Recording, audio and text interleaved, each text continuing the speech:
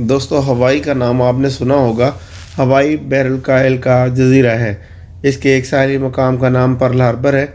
Pearl harbour کو امریکہ نے ایک فوجی بندرگاہ کے طور پر ترقی دی۔ یہ بحر الکاہل میں امریکہ کا سب سے زیادہ مضبوط بحری اڈہ بن گیا۔ دوسری جنگ عظیم کے دوران 7 دسمبر 1941 کو جاپان نے پرل ہاربر پر بمبار ہوائی جہاز سے حملہ کیا۔ اس وقت امریکہ کے تقریباً 100 جنگی جہاز یہاں موجود تھے۔ جاپانی بمباری نے ان میں سے اکثر کو تباہ کر دیا۔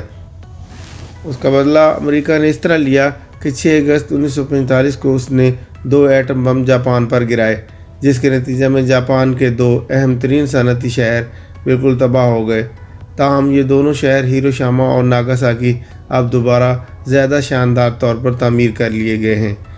1945 میں وہ جاپان کی بربادی کی علامت تھے۔ 1985 میں وہ جاپان کی غیر معمولی ترقی کی علامت ہیں۔ ناظرین، دوسری جنگ عظیم کا خاتمہ جاپان کی مکمل شکست پر ہوا تھا۔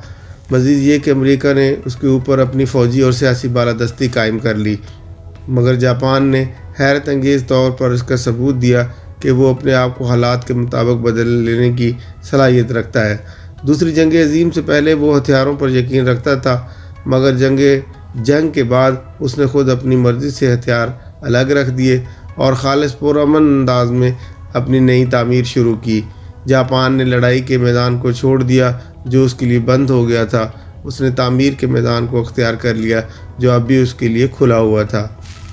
دوسری تدبیر پہلی تدبیر سے زیادہ کامیاب ہوئی۔ جاپان صنعت و تجارت میں اس حد تک آگے بڑھ گیا کہ وہ آج دنیا کی دوسری سب سے بڑی اقتصادی طاقت سمجھا جاتا ہے۔ امریکہ کے مقابلہ میں اس کا ٹریڈ سرپلس $37 بلین کے بقدر زیادہ ہے۔ جنگ کے فاتح امریکہ کو مفتوح جاپان نے اقتصادیات کے میدان میں شکست دے دی۔ ناظرین، اس صورتحال سے امریکہ کے لوگ بے حد پریشان ہیں۔ وہ جاپان کے موجودہ حملہ کو اقنامیک پرل ہاربر کا نام دیتے ہیں۔ امریکہ میں ایک کتاب چھپی ہے جو اس وقت امریکہ اور جاپان میں سب سے زیادہ بکنے والی کتاب بن گئی ہے۔ اس کتاب کا نام ہے جاپان نمبر 1۔ اس کتاب میں دکھایا گیا ہے کہ جاپان اور امریکہ کے درمیان تجارت میں جاپان بہت زیادہ آگے بڑھ گیا ہے اور عنقریب وہ برطانیہ سے بھی آگے بڑھ جانے والا ہے۔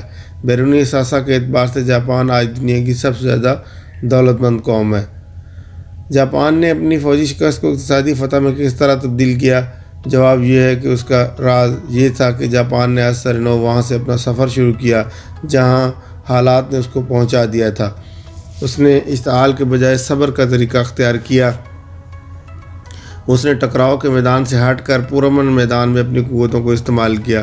جو مکان برباد ہو گیا تھا وہ اس کا فریادی نہیں بنا، بلکہ وہ مکان باقی رہ گیا تھا۔ اس نے اپنی ساری توجہ اس پر لگا دی۔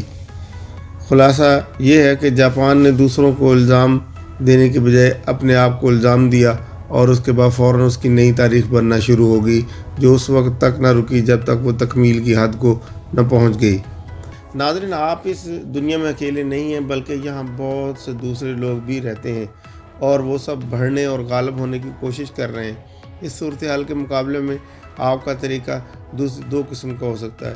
ایک یہ کہ جہاں کوئی دوسرا آپ کو اپنی راہ میں نظر آئے وہاں آپ اس سے لڑنا شروع کر دیں۔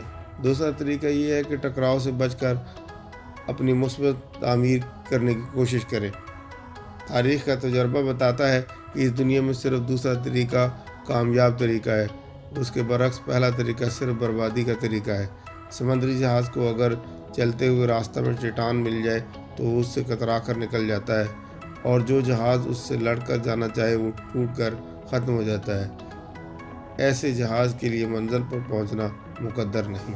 دوستو، پاکستان آج کل ایک شدید معاشی بحران کا سامنا کر رہا ہے۔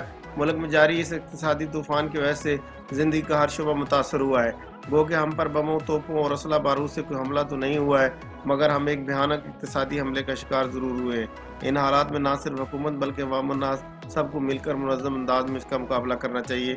جاپان کی طرح جنگی بنیادوں پر جدوجہد کرتے ہوئے ہم اس جاری بحران پر قابو پا سکتے ہیں۔